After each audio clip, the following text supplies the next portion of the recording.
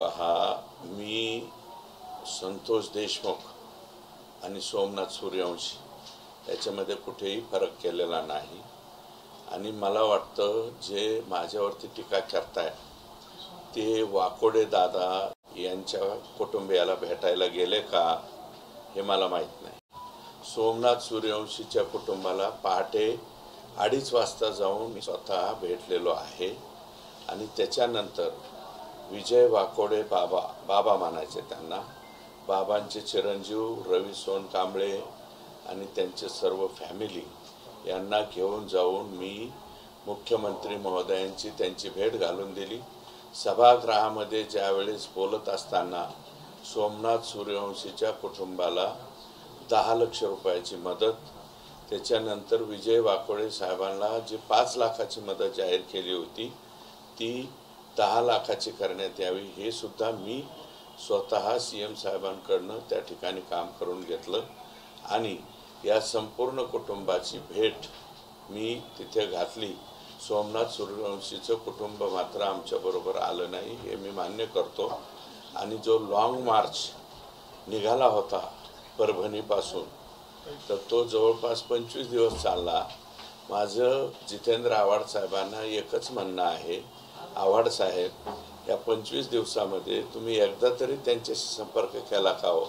क्लेशकारक आंदोलन हे विजय वाकोडे यांचे चिरंजीव आणि हे सर्व मंडळी भीमराव हत्ती आंबेरेसह सगळेजण करत होते। त्या प्रत्येक वळणावर त्या प्रत्येक वाटेवर मी त्यांच्याशी संपर्कात होतो आणि त्यांचं नंतर बाबा आपण हे कुठेतरी थांबवलं पाहिजे, मुख्यमंत्र्यांकडे जाऊन एखादा प्रश्न जटिल आहे त्या बाबतीत जाऊन मार्ग काढणं चूक असेल तर ती चूक मी 100% केलेली आहे।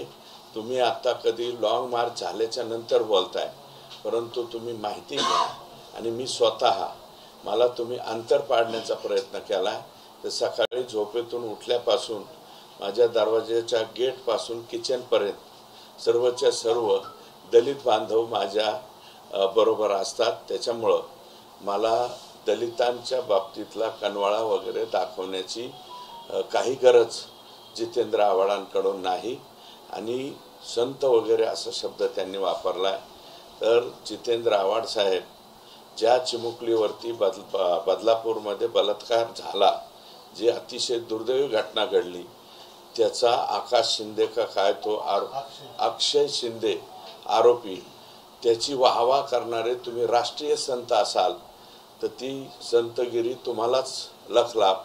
मी हरिभक्त पारायण नाही, परंतु तुम्ही मोठे आता असं मला वाटायला लागलं। अक्षय शिंदेची वाहवा करणं म्हणजे हे कोणत्या मेंटॅलिटीचे आहेत आणि राजकारणासाठी कोणत्या थरावर जाऊ शकतं तर त्याचं सर्टिफिकेट देण्याची आवश्यकता नाही। आणि अंजलीताई दमानिया आणि सुषमाताई या दोन्हीही माझ्या भगिनी आहेत, महिला आहेत, त्यांच्याबद्दल मी काहीही बोलणार नाही, त्यांचा मी नितांत आदर करतो। परंतु जितेंद्र आव्हाडांनी दुसऱ्याला विनाकारण फुकटचं शहाणपण शिकवण्याचे गप्पा करू नयेत। मी स्वतः सगळ्यांचा कैवारी आहे असं तुम्ही मानू नका आणि माझ्या स्वतःच्या मतदारसंघातला दलित बांधव 95% माझ्याबरोबर आहे हे कालच्या निवडणुकीत सुद्धा सिद्ध झालेलं आहे। मात्र सूर्यवंशी यांच्या ज्या आई आहेत तुमच्यावरती आरोप करत असताना त्यांच्या संदर्भात अशी घटना घडली असेल